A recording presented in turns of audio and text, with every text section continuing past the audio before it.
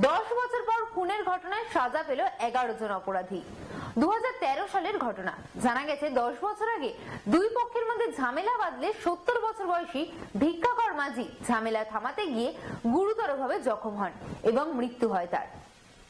10 বছর আগে একটি খুনের ঘটনায় 11 জনকে সাজা দিল রঘুনাথপুরের আদালত। সরকারি আইনজীবী সুনীল মাঝি জানান, 2013 সালে জুন মাসে পাড়া ব্লকের পীরমা গ্রামের কীর্তনের অনুষ্ঠানকে কেন্দ্র করে গ্রামের কয়েকজনের সাথে কীর্তনের উদ্যোক্তাদের ঝামেলা ও মারপিট শুরু হয়। ঝামেলা থামাতে গিয়ে বছর 70-এর এক গ্রামবাসী ভিক্ষাকর মাঝি গুরুতর জখম হন। তাকে হাসপাতালে নিয়ে যাওয়া হয়, চিকিৎসা চলাকালীন মৃত্যু হয় তার। ঘটনায় 11 জনের বিরুদ্ধে মামলা রুজু করে পুলিশ। অভিযুক্তদের বিচার পর্ব শুরু হয় 2017 সালে। শুক্রবার সাজা ঘোষণা করেন অতিরিক্ত জেলা ও দায়রা বিচারক প্রিয়জিৎ চ্যাটার্জি।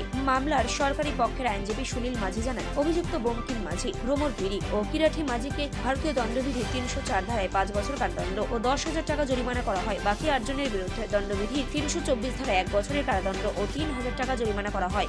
দেখুন, এই ঘটনাটা ঘটেছিল 2013 সালে পাড়া থানা অন্তর্গত পীড়িমা গ্রামে, এবং সেখানে হরিনাম সংকীর্তন চলছিল এবং তখন এই যে আসামি 11 জন যাদের সাজা হলো, তারা ওখানে আক্রমণ করেন এবং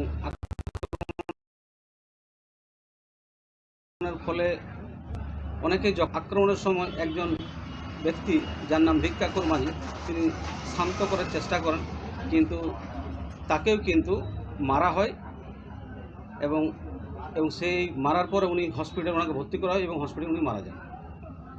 আজকে এটাকে নিয়ে তদন্ত হয়, তদন্তের পর দীর্ঘ আইনি প্রক্রিয়ায় লড়াই শুরু হয় এবং আজকে তার রায়দান হয় এবং গতকাল দোষী সাব্যস্ত হয়েছেন ওই পুরোপুরি 11 জনেই। তার মধ্যে ওই যে 3 জন যাদের নাম হচ্ছে বঙ্কিম মাঝি, কিরিটি মাঝি এবং ভ্রমর পিড়ি, ওনাদেরকে ভারতীয় দণ্ডবিধির 304 ধারায় ওনাদেরকে সাজা দেওয়া হয় 5 বছর এবং পাশাপাশি 10,000 টাকা জরিমানা, অনাদায়ে 10 মাস কারাদণ্ড। এবং বাকি যে রইল 8 জন, সেই 8 জনকেও 324 ধারায় সাজা দেওয়া হয়।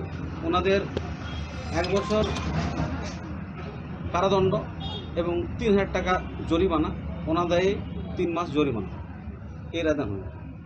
এডিশনাল সেশন জাজ আমাদের